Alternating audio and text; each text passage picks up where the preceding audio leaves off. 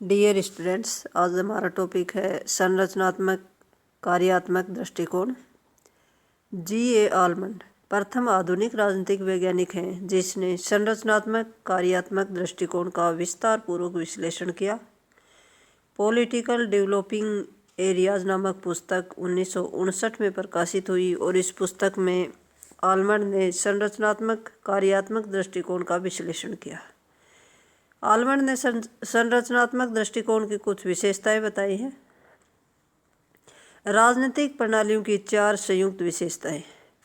G.A. Almond ने इस बात पर बल दिया कि प्रत्येक राजनीतिक प्रणाली के 4 तत्व अवश्य होते हैं। नंबर 1 है राजनीतिक संरचनाओं की सर्वव्यापकता।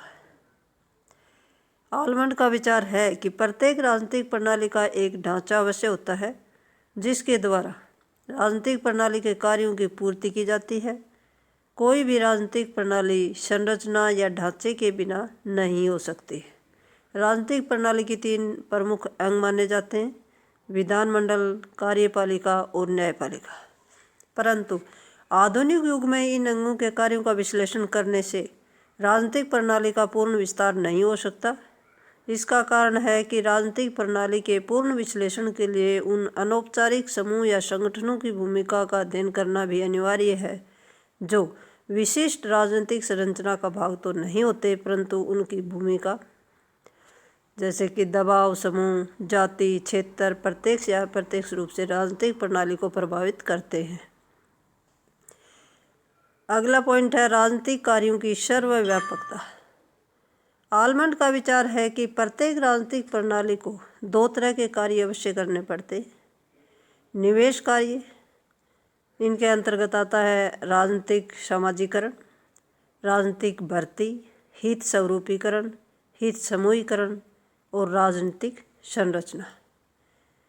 1 नंबर है राजनीतिक समाजीकरण। राजनीतिक समाजीकरण एक विधि है जिसके द्वारा राजनीतिक संस्कृति स्थिर रखी और परिवर्तित की जाती है। राजनीतिक प्रणाली के प्रति लोगों के विश्वास, भावना और दृष्टिकोण, मूल्य इत्यादि के सामूहिक नाम को राजनीतिक संस्कृति कहते हैं। राजनीतिक समाजीकरण के द्वारा ही राजनीतिक संस्कृति एक पीढ़ी से दूसरी पीढ़ी तक पहुंचाई जाती है। यह एक ऐसी प्रक्रिया है जो अंतहीन है। राजनीतिक समाजीकरण के द्वारा ही लोगों को राजनीतिक संस्कृति में प्रवेश करवाया जाता है। राजनीतिक समाजीकरण का कार्य करती है। इनपुट फैक्शंस जो करती है वो राजनीतिक समाजीकरण कहलाता है। नंबर 2 है राजनीतिक भर्ती। राजनीतिक भर्ती का अभिप्राय व्यक्तियों की राजनीतिक प्रणाली को विशेष पदों के कार्य की पूर्ति करने हेतु राजनीतिक प्रणाली में प्रवेश करवाना है। लोगों को विशेष रूप में शिक्षित करना, उन्हें राजनीतिक पक्षों का ज्ञान देना, राजनीतिक प्रणाली के ढांचे में विशेष भूमिका निभाने के योग्य बनाना और उनके राजनीतिक प्रणाली में भर्तीकरण की प्रक्रिया को राजनीतिक भर्ती की संज्ञा दी जाती है। पॉइंट नंबर 3 है हित स्वरूपीकरण। आलमंड का कहना है कि जिस विधि के द्वारा व्यक्ति समूह और नीति निर्माताओं से मांगे करते हैं उस विधि को हित स्वरूपीकरण कहा जाता है। जब व्यक्ति या दबाव समूह या हित समूह द्वारा सरकार के समक्ष कुछ मांगे पेश की जाती हैं तो उन मांगों को पेश करने की प्रक्रिया को ही हित स्वरूपीकरण का नाम दिया जाता है।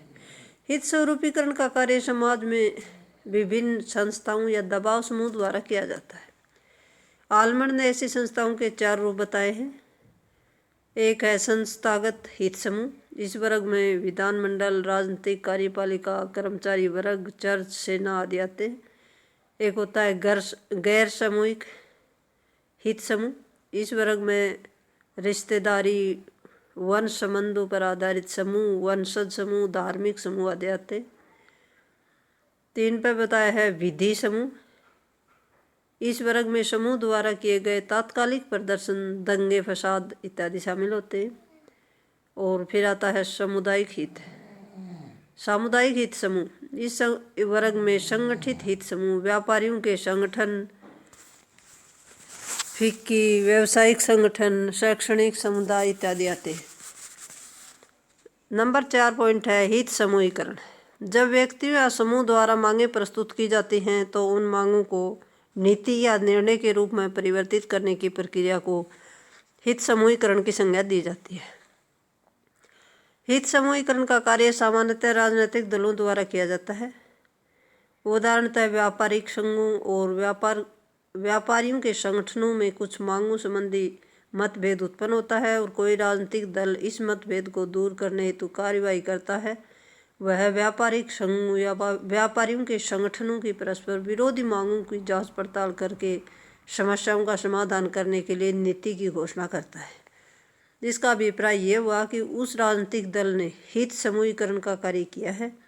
विभिन्न हितों की मांगों या आधिपत्य आदि का निरीक्षण करके उनके संबंध में कोई विशेष या साधारण नीति निश्चित करने के कार्य को हित समूहीकरण की संज्ञा दी जाती है। हित समूहीकरण का कार्य प्राय राजनीतिक दलों द्वारा किया जाता है, परंतु इस कार्य को विधानमंडल, कार्यपालिका और नौकरशाही द्वारा भी किया जा सकता है। और नंबर 5 है राजनीतिक संरचना। आलमंड का कथन है कि प्रत्येक राजनीतिक प्रणाली में इनपुट और आउटपुट के कार्य करने में राजनीतिक संरचना महत्वपूर्ण भूमिका निभाती है। राजनीतिक संरचना का अभिप्राय यह है कि राजनीतिक प्रणाली के विभिन्न भाग या अंग एक दूसरे और गैर राजनीतिक प्रणालियों के कुछ साधनों द्वारा संपर्क बनाए रखते हैं तथा एक दूसरे की क्रियाओं और प्रतिक्रियाओं का ज्ञान उन्हें होता है। ऐसा ज्ञान राजनीतिक प्रणाली के निकास कार्य करने में सहायक सिद्ध होता है।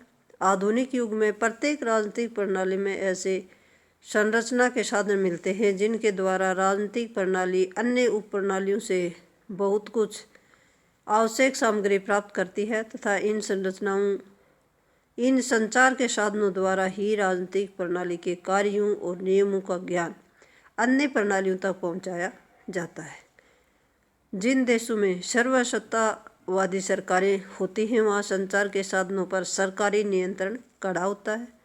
राजनीतिक दल, हित समूह और अन्य संगठन राजनीतिक संचार के महत्वपूर्ण साधन होते हैं। 1975 में भारत में आपातकाल के दौरान राजनीतिक संचार के साधनों पर सरकारी नियंत्रण की सख्ती कर दी गई थी। सरकार का नियंत्रण कठोर हो गया था। Thank you.